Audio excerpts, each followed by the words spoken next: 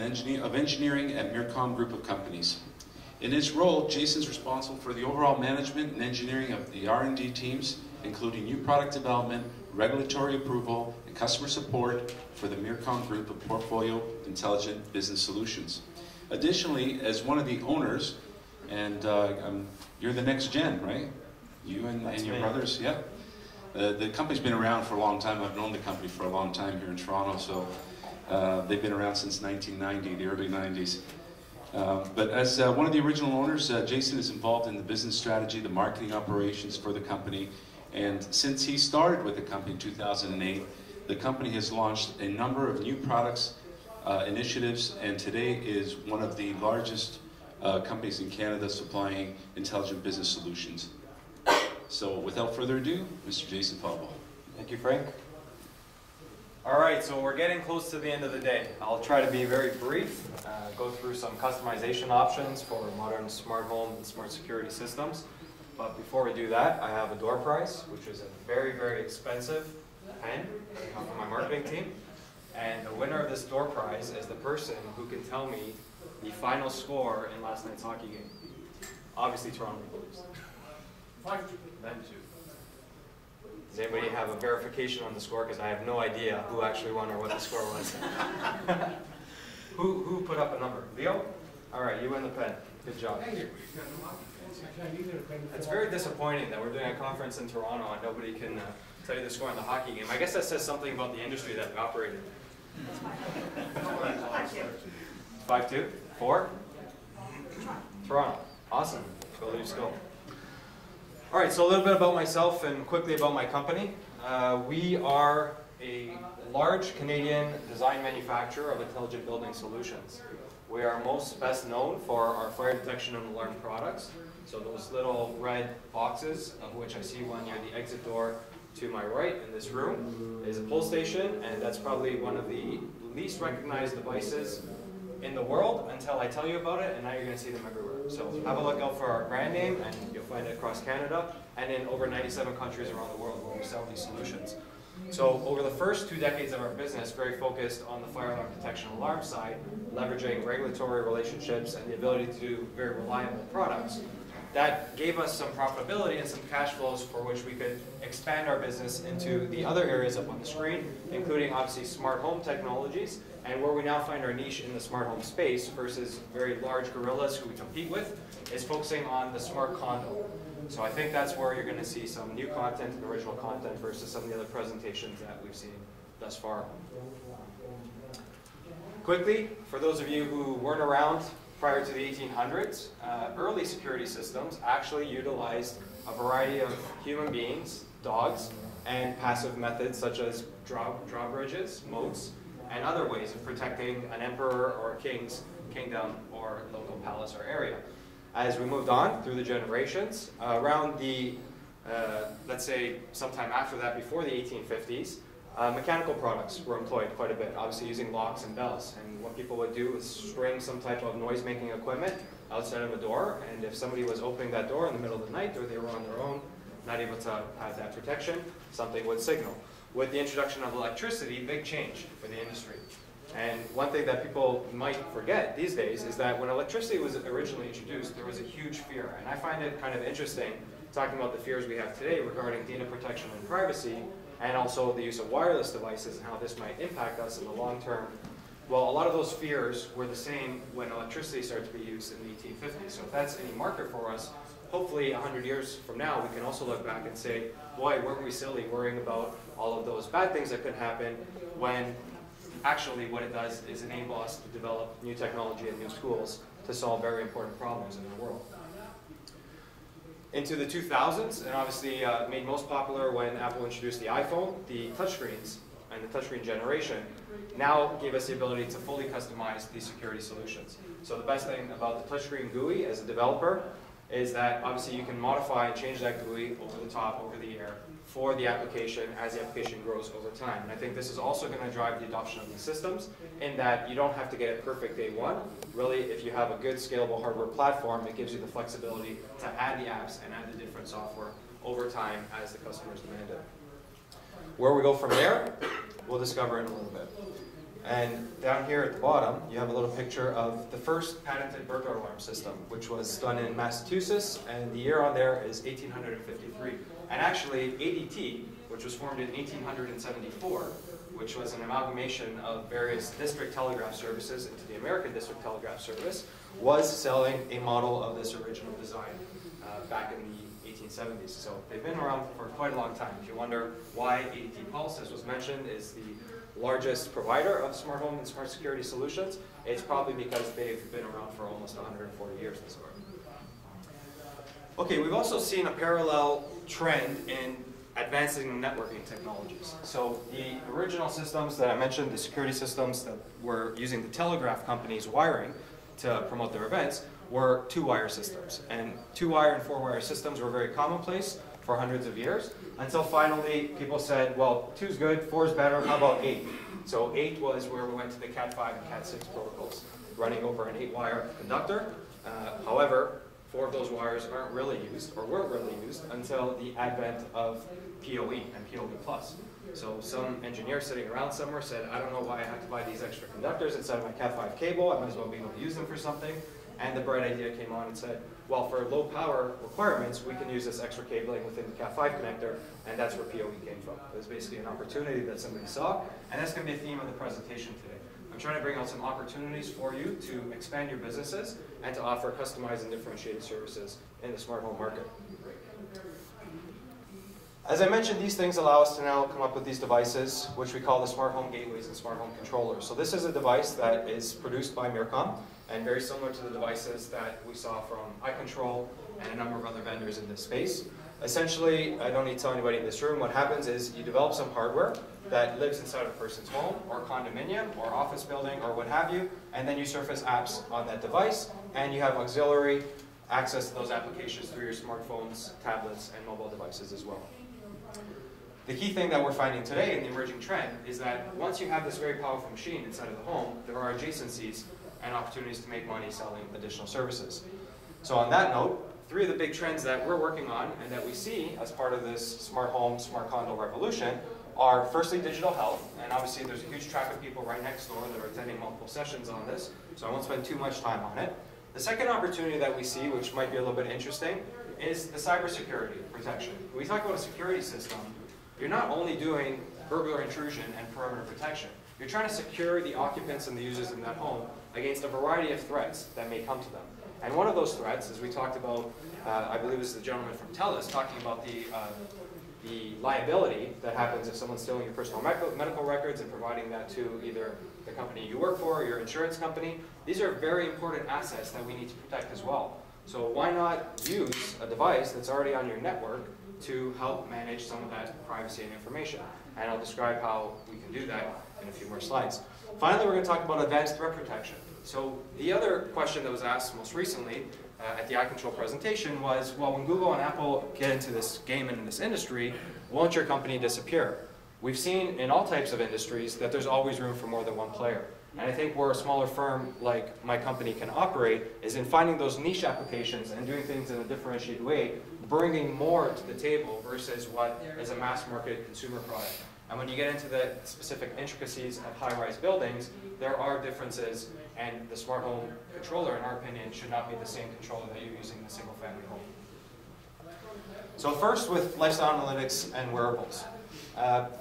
I really don't want to spend a lot of time on this slide. I didn't want to spend a lot of time on it in the first place, and now after sitting through these presentations, I think we understand and get it. The point is that people are wearing these sensors on their bodies that do a variety of things. Actually, I'll flip back this in a minute. So the sensors are listed up here. And those sensors provide important readings that we can provide back to our family members, healthcare providers, and practitioners. One of the most interesting use cases in this space is really the pre and post surgical care that can be provided to people. So after you have a heart attack and you're sent back home, well, obviously this is an opportunity to continue that monitoring. If you have questions, actually one of the biggest telehealth initiatives or telehealth use cases that are actually used today is pharmacological consulting to people who have questions about the medication or drugs that they take. There's a lot of confusion, and you don't always have time to walk yourself into the office or the walk-in clinic or the hospital. Telehealth and telehealth service over your smart home gateway services is a good opportunity to provide this support to people who want to live independently in their homes longer. Going back, it was also mentioned earlier in the presentations about the leading causes of death. So I actually pulled some stats from StatsCan, and in order, these are the top 10 killers in Canada, which may or may not be surprising. What I really want to focus on is if you look at 4 of these, which is heart attack, cancer, stroke, and accidents, the theme that binds those 4 killers together is the fact that early intervention or prevention or early reaction to some type of event, such as a stroke or an accident or a heart attack, is very, very critical in providing a way for those not to be so severe so that they kill someone. So why is this important? When you talk about the digital home, the 24/7 monitored home, something that will alert somebody immediately as these events happen will have a much bigger impact than somebody noticing something many hours later, or if you don't have that opportunity to come back and get the support that you need. Moving on to the next topic, we'll talk about cybersecurity, personal data integrity, and protection of your personal information. We look at the Smart Home Hub as really the physical embodiment of your virus scanning software. So what you do today is you load up your PCs and you run McAfee or Symantec or what have you. And what's that software doing? It's going through your file system in order, one by one, and looking for files that are known to be threats based on a database that's collected in the cloud. And as new threats are identified, they move into the database in the cloud. Your virus scanning software will download those new types of files and file names, and it'll continue to actively search for them on your computer and network system on a 24/7 basis. Well, if you extend that example and you go into the Smart Home Hub, how can this provide you the security for your personal information? Likewise, with police departments and other agencies such as the FBI and the DEA, tracking the areas where threats are coming from. They're doing the surveillance on the network. They know where the terrorist endpoints and cells are. They can understand that network traffic, either passing from those locations into your home or from your home into those locations, can be an important source of information to restrict criminal activity or to prevent these types of crimes. Well, wouldn't it be a natural extension to use this smart head end on your network that's already able to monitor, filter, and analyze all the data passing through as an advanced threat detection mechanism to let you know if someone is trying to execute a phishing scam for your credit card information, or to lure your child from their bedroom, or to plant some type of information or system within your home that they would use for criminal activity in the future. So this is an opportunity that we feel that smart home controller can go beyond the traditional perimeter protection of the house to actually protect the information that is stored within that house and the network traffic that's going back and forth. An adjacency to the cybersecurity is the cyber monitoring. So lots of use cases come up at this conference. I think I have one more for you. I'm pretty happy because I think I found one buzzword that I had not heard in any of the other presentations, which is geofencing. Anybody heard geofencing before today at this conference? Awesome, we got one. I got one unique word, so I'm excited about that. So the geofencing use case that I want to use in this presentation is the home controller. We look at it as a central hub for the home. It's the place where you share information among the different people occupying that home, whether it's parents and children or what have you. We also, for our products, put a calendar onto the system, and that calendar pulls from the individual calendars of the occupants. So we know, for example, if Chris's son or daughter has swimming at the pool on Saturday between 11 and 2 p.m. Because we know this information, and we know that they carry a smartphone with them, what we can do in our smart home security systems is provide a geofence or a virtual zone around this physical area for which we are receiving GPS coordinates back from the smartphone of that person carrying the device into that schedule. And if they either don't arrive on time or don't leave on time, or at any period of time where they're supposed to be in a specific location, go beyond that geofence that you've made a safe area for that period of time, again, it's an instant alert and notification that can come back to you. Likewise, this can be used for the aged, or people with disabilities, or people with Alzheimer's that might wander away in the middle of the night, or even your family pet who wants to wear a sensor around their collar. So if they're running away, you can track them using your smart home device. There's a lot of opportunities. When you look at the smart home security system as much more than a security system, as really the central information portal for the home, to make a new market and make new businesses that are providing services to protect people against all types of threats. The last area of customization I'm going to talk about involves doing something in a niche way. So again, for us, it comes back to we have to find a way to compete in this market. We don't have the advertising budgets of a Rogers or a TELUS, nor do we have the existing established partnerships and relationships of a company like iControl. So what we can do is we leverage our areas of expertise, and one specific area of expertise that we have is in high-rise buildings. So I'm going to identify 4 of the specific threats of high-rise buildings that make them a little bit tricky when it comes to securing the occupants within. The first threat that we see up here is there's a limited number of public exits. And based on our fire alarm experience, we know that in the event of a fire alarm actually activating, more injury and more casualties are caused by the storming of people towards these exits than in the actual alarms. And the reason for that is because over 90% of the alarms are false alarms. So the panic that is caused, the people trampling over each other to try and exit a building that may not actually need to be evacuated in that specific instance, is something that I will explain how we deal with the smart home, smart condo controller. The next one with the centralized HVAC ventilation system and a central water supply. Well, great from a construction cost perspective. You centralize everything. You got one big trunk flipping up through the building, and through there you provide your heating, air conditioning, and water supplies to the different areas. Well, great when they're used properly and with the right respect that they deserve, but somebody who's trying to cause harm into a building also finds them great as a way to put either carbon monoxide gas or some type of anthrax or some type of other toxin into the water supply that can very quickly spread to a large number of people. What do we do today? Do we actually know if someone has entered into the basement of the building, accessed one of these ducts, and started to put some type of gaseous toxin into the air? We really wouldn't know until people start dropping dead. And then we're saying, what's happening? There's no knowledge of that. So using a sensor array within these buildings into these critical core areas of the building and reporting them back through occupants, security desks, and offsite remote monitoring are an important way that you can deal with these types of threats. Also, with the multi-story construction foundation, the way the buildings are built essentially, things like explosive or bombs that go off in the ground floor of these buildings can have a much larger impact than they would in a single family home. So what we're doing to offset the threats of these types of collapses of buildings is we're taking the responsibility of the building surveillance away from the individual security guard or concierge in that building, and we're making it a community effort. So products such as our TX3 Community Portal allow all of the residents of the building through their smart home or smart condo tablets to view the public area cameras within that building. So it's a lot more eyeballs on a problem way faster than the security guard who's also issuing parking ticket requests, who's doing his rounds, who's in the bathroom, who's not always available to scrutinize every activity that's happening around that building. So with the use of this technology and giving people a lens into what's happening around their building, it's another threat that you can deal with better than we can today. Going back to the public exits example. So with fire alarm, how can we actually assist in this situation? Traditionally, the communication methods of most mass notification and fire alarm systems are through audio, and audio through paging systems and speakers within the building. Well, it leaves a lot of people with hearing disabilities out of that equation. So the natural extension for us, and one example I like to use is, I remember flying my first airplane was probably sometime in the mid-1980s, and I think from that very first flight that I took, the first thing that they do is they do an emergency demonstration on the video. And they say, you know, if this happens, this is how you put on your lifeguard, this is how to put on the oxygen mask, this is how you exit the building.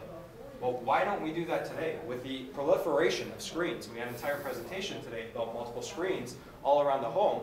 Why can we not provide those video-based instructions through to the occupants so that people can get content delivered, whether it's in a different language that they speak, if English is not their first language, or they can't hear the messages because of some type of disability? We should be able to provide those notifications through these video screens that are strewn throughout the building. And that's why we think a fixed-in-place model makes a lot of sense for these types of emergency events, beyond something that is only accessible through your mobile, which may be off, which may be powered down, which may be in a location not accessible at that point.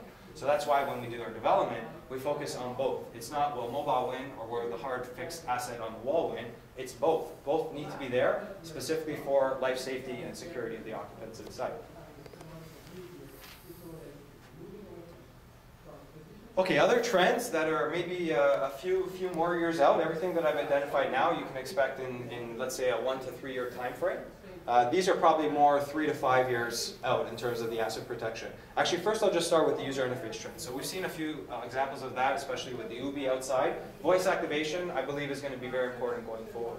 I think a natural language processing engine that allows people to speak freely and communicate like they were to another person or individual will drive adoption of the technology. When it's not technology anymore, it's just an extension of how you normally operate and act. That's when it'll become very accessible. The use of biometrics, I didn't see a lot of that at this conference, but anybody who's worked in the security industry knows how important biometrics are going to become. Your ATMs will be fitted with fingerprint readers and iris scanners as we go forward. Even things like your car. Things like car theft. So car theft is an interesting one, and there's two ways that these types of systems can reduce or actually eliminate car theft, which I find so peculiar that we're not utilizing these things because they're very cost-effective, affordable, and provide a great deal of protection. The first one is video camera-based analytics into parking garages. Again, setting the schedule. If you know that that occupant is inside of their home, you tie that into an algorithm that says his car should not move while he's in the building unless he is getting in that car and the tracking tag goes along with him. Video analytics can immediately identify when a car is removed from a place where it should be sitting in place. The other part about car theft, which is a very simple solution to eliminate it, is PIN codes. Why, when we make a transaction at Tim Hortons for $1.35 to grab ourselves a donut, do we have to go and put in this monster 8-digit long PIN code? But to get into our car, anybody with the key can go and take off whenever they want. Or anybody without the key can bypass the electronic store to do that. Why not just have a simple either biometric reader or a PIN pad at that car that doubles the security and makes it a lot more difficult to see auto theft continue to happen? So I think these are some examples of good technology that's not applied in the right situation and simple things that cost a lot of money that can be dealt with. And imagine how much the insurers could actually then put into paying people out when they have a real emergency event if they're not dealing with people stealing cars because we didn't put the Tim Hortons PIN pad into the dashboard. A little bit strange for me, but anyways, that's why I don't work in insurance. Okay, so what are my customization key takeaways? A lot of text on here. I think the first one is really, we're at the point where we have to drive this adoption. And I don't need to tell you guys that because you're here at this conference, you understand that. But us, together, we need to go out and educate the rest of the world about what's happening in this space. Also, a lot of the fears that we have and the paranoia and the fear-mongering and saying, what about my data and how do I keep it private and secure? And what about wireless and is it going to cause these types of problems? Remember the example of electricity. People were 100 times more fearful about electricity. I know because I asked my great-great-great-great-great-great-grandparents about it, than they are about the wireless or the data protection that we need today. The solutions of the future, again, they're going to be multifunction devices based on good processing power that can be upgraded inside of the home in coordination or combination with your mobile devices that give you that access from the road. There are niche market opportunities, so if you feel like you're too small to participate in this space, or you're never going to get to that level of a Google or an Apple, one is you probably shouldn't be in business, because if you don't believe you're going there, then why are you doing it? And number two, along that way, find a niche that you can fit yourself into to bring revenues and profitability that you can continue to build on day by day. The last one is really just enjoy this. I have a great time in what I do. Sometimes people ask me what my job is, and I say, I don't really have a job, but I work at this company. I like it there because we can participate in building the future. We are the innovators in this room. Something like attending the first ever Home Connect conference is a badge of honor to each of you to recognize how important that this industry is. And I commend all of you for coming, and thank you to the organizers. Jason, just before we get into questions, if you go back a slide, you started from the bottom, but now you weren't here. So at the top, you didn't do the top part. So I'm the next one. There we go. Yes. The asset protection. You started at user interface. Oh, I missed my fun examples. Yes. Thank you.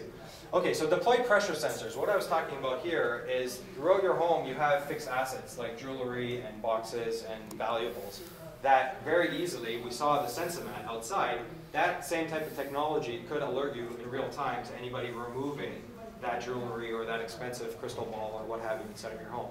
So that's another area that we could use the Smart Home or Smart Condo Gateway to report back immediately in real time.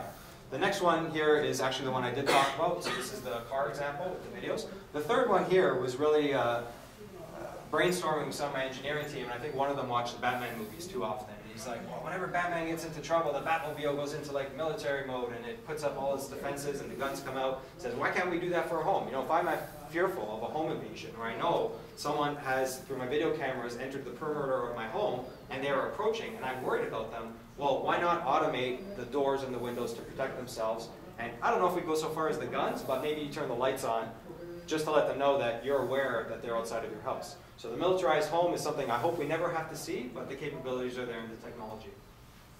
Thank you. Now we're here. There we go. Any questions at all? So, in addition to the security side, as I was just telling Ted from Trident, when the power goes off, many of these things won't have power to work. So, for those that are in Ontario, the opportunity now exists that you can have your own generator in your building that's 24/7. And that combined heat and power, which is common in all other jurisdictions, is available now and is funded partly by the Ontario Power Authority. Because if we don't have the power, many of the, as you know, when the power goes off, it's UPS batteries, when will they run out? And there's only so much of that. So we found after the ice storm, people are saying, I had all these things, but they went off.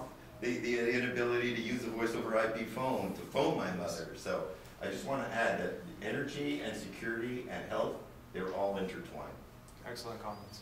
And is your company familiar, when you put up the structural thing about the water and the central HVAC, in many ways, I agree, we should be protecting the boiler rooms and the chiller rooms as well.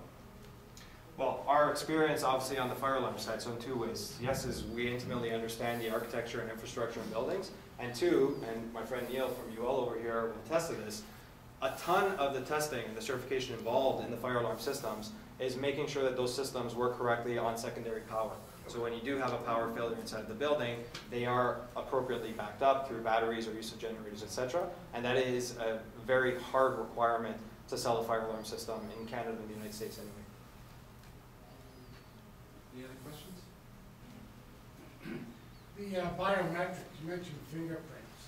What about retinal scans or facial imaging? You developing anything in that terms of that line? What we do is we leverage standard protocols. So in the security space, there's a protocol known as Weekend.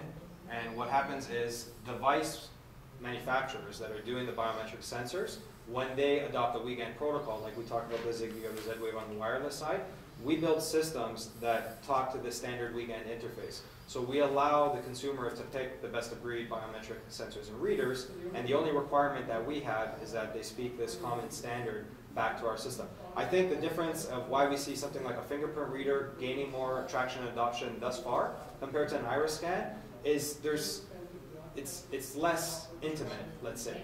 So I think people don't mind as much putting their finger on something because they do it every day. They touch dirty door handles and use the public washrooms, etc., etc.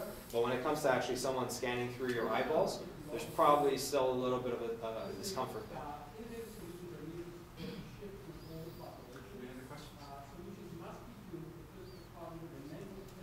Okay. Well, Jason, as you know, it's never the easiest to go last in the day, long day of conferences, but your passion for what you do in your company was radiant in your presentation, and I'll tip my hat off to you for being the last presenter.